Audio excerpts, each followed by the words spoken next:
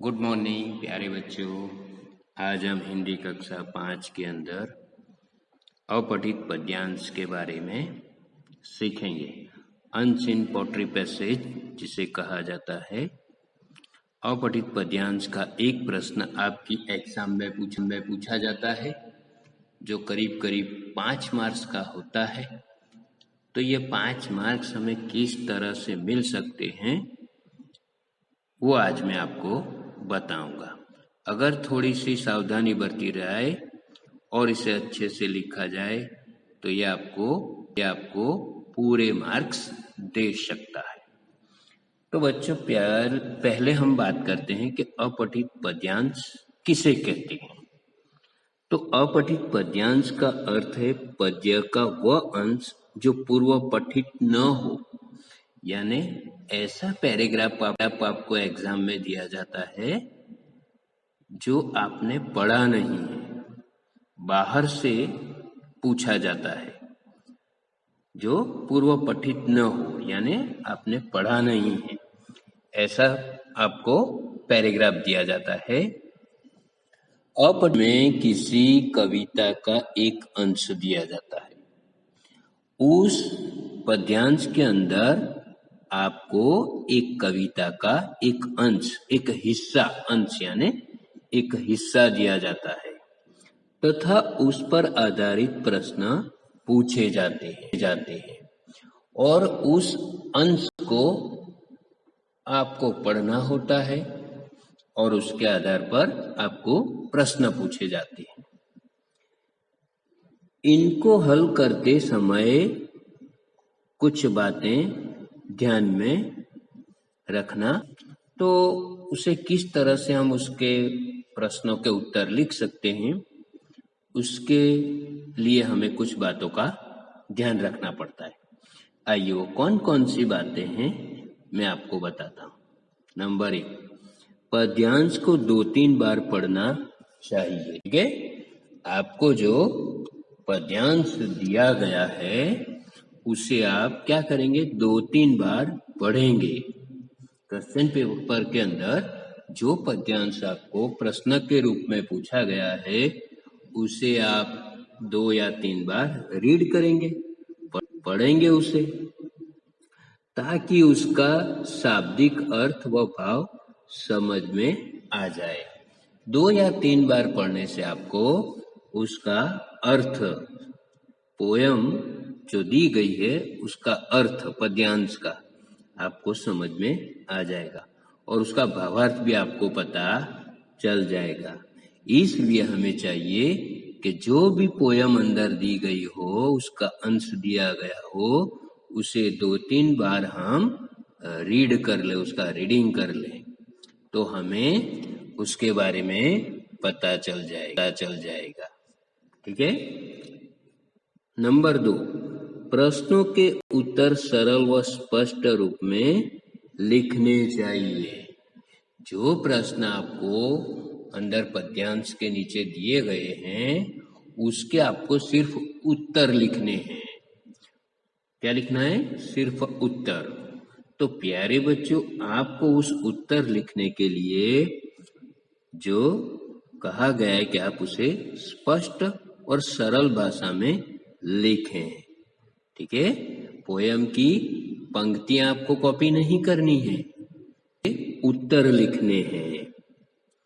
तो इस तरह से जब आप उत्तर लिखो तो आप वो सरल होने चाहिए, स्पष्ट होने चाहिए। पॉइंट नंबर 3 लिखते हैं, प्रश्नों को बहुत ध्यानपूर्वक पढ़कर ही सही उत्तर का चुनाव करें। अगर आपको उसके साथ विकल्प ऑप्शन दिए गए हो तो आप उस प्रश्न को अच्छे से ध्यानपूर्वक पढ़ने चाहिए। 1 या 2 बार ध्यान से पढ़े उसे, और फिर अगर विकल्प ऑप्शन हो तो उसमें से सही उत्तर आपको चुनना है, जो आपको 1 मार्क्स दे सकता है।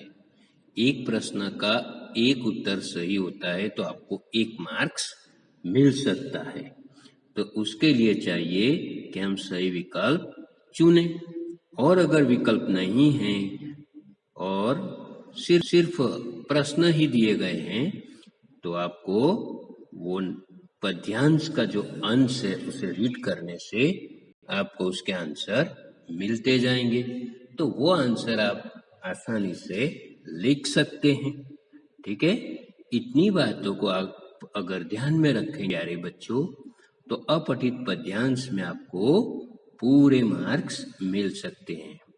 आइए अब कुछ उदाहरण देखते हैं। तो प्यारे बच्चों, अब हम पोयम का एक उदाहरण देखेंगे, पोयम का एक अंश देखेंगे।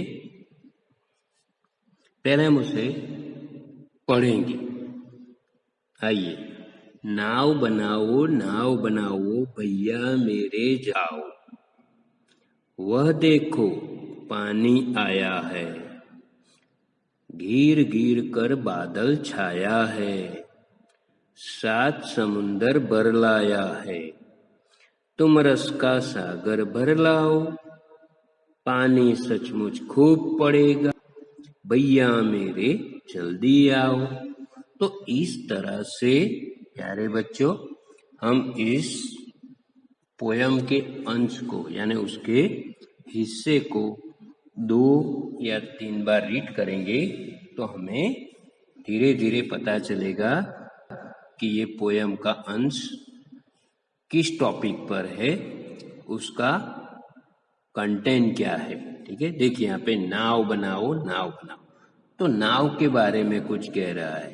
ठीक है, फिर उसी के अंदर बादल के बारे में कहा गया है और बारिश के बारे में कहा गया है कि बादल जो है बारिश का पानी भर के लाया है। और वो इस तरह से समुंदर की बात कही गई है। जैसे जैसे हम मतलब पंक्तियों को रीड करेंगे 1-1, 2-2 या 3-3 बार, तो आपको पूरी उसकी जो बात है वो समझ में आ जाएगी। आपको पता चल जाएगा कि ये पोयम में कवि क्या कह रहे हैं। ठीक है, और अगर उसके बारे में आपको पता चल गया तो उसके नीचे जो प्रश्न पूछे जाएंगे वो प्रश्न के उत्तर लिखने में आपको बहुत आसानी होगी। लेकिन इसके लिए जरूरी है कि आप पोयम को 2 से 3 बार रीड करेंगे।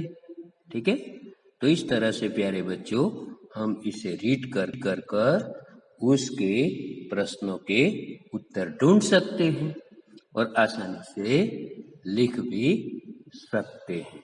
ठीक है, अब हम उसमें से कैसे प्रश्न पूछे जाते हैं और उसके उत्तर किस तरह से लिखने हैं वो देखेंगे। तो आइए हम देखते हैं उसके प्रश्न और उसके उत्तर। प्यारे बच्चों, जब भी पद्यांश हमें एग्जाम में पूछा जाता है तो उसके नीचे उसके प्रश्न अवश्य दिए गए होते हैं।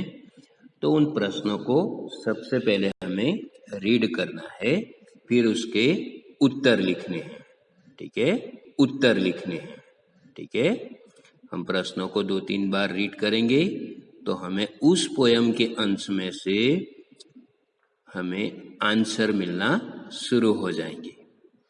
तो आइए हम देखते हैं कि उसके प्रश्न कौन कौन से हैं।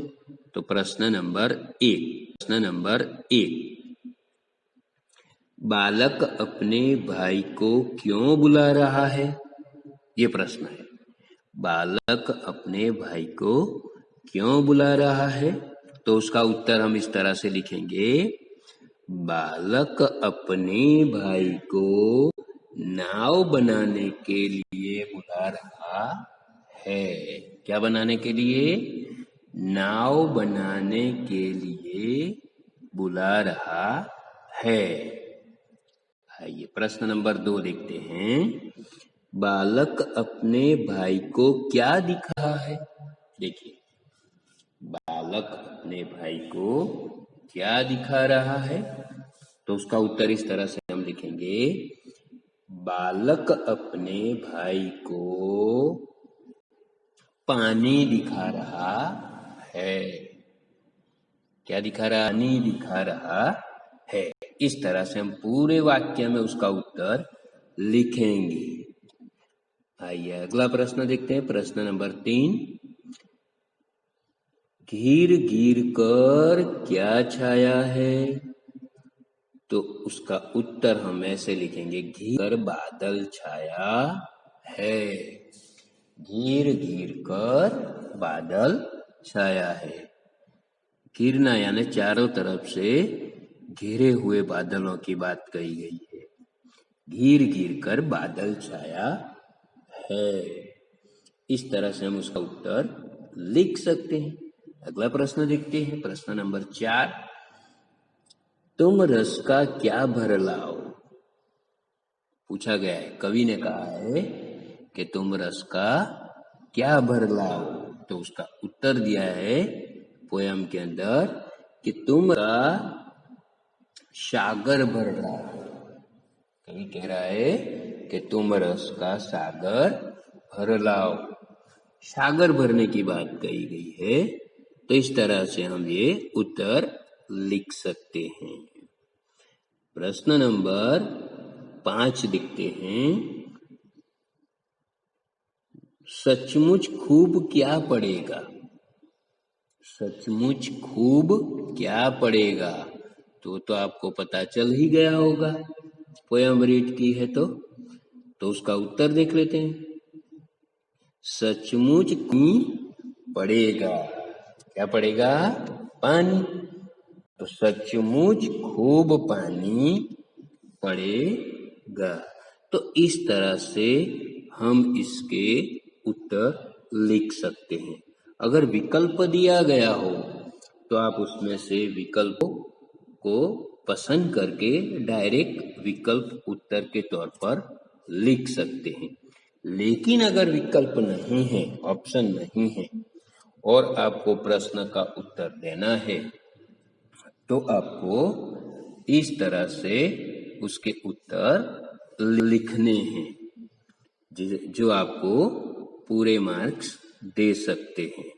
और उसमें हमें पूरा वाक्य लिखना होता है। अगर प्रश्न जिस तरह से पूछा गया है तो उसका उत्तर भी हमें उसी रूप में देना होता है। जैसे देखिए प्रश्न 1, बालक अपने भाई को क्यों बुला रहा है? तो हम उसको, ठीक है, पूरे वाक्य के साथ उत्तर देंगे कि बालक अपने भाई को नाव बनाने के लिए बुला रहा है। सिर्फ अकेला ना लिखे कि नाव बनाने के लिए, पूरा वाक्य इस तरह से लिखें कि जिसमें प्रश्न भी शामिल हो जाए और उत्तर इससे पूरा माना जाएगा और अच्छा भी लगता है कि बालक अपने भाई को नाव बनाने के लिए बुला रहा है। ठीक है, तो इस तरह से हम उसका पूरा उत्तर लिख सकते हैं और हमें इसके पूरे अंक भी मिल सकते हैं। ठीक है, तो आप सिर्फ उत्तर ही लिखेंगे, आपको प्रश्न लिखने की जरूरत नहीं है, लिखने की जरूरत नहीं है। पोयम ऑलरेडी क्वेश्चन पेपर में दी गई है, उसे आपको रीड करनी है और उसके प्रश्नों को अच्छे से पढ़ना है और उसके प्रश्नों को पढ़ने के बाद उसके उत्तर आपको पसंद करने हैं और उन उत्तरों को बिना मिस्टेक के, बिना गलती के, अच्छे राइटिंग में आपको उसे लिखकर अच्छे से खत्म करने हैं। 5 प्रश्न है तो पांचों के आपको 5 मार्क्स मिलते हैं। तो बिना गलती किए आप अच्छे से इसकी 1-2 बार प्रैक्टिस करेंगे तो आपको ये अच्छे से याद भी हो जाएंगे और आप आसानी से इसे लिख सकते हैं। ठीक है, तो आज हम यहाँ तक देखेंगे। Okay, thank you.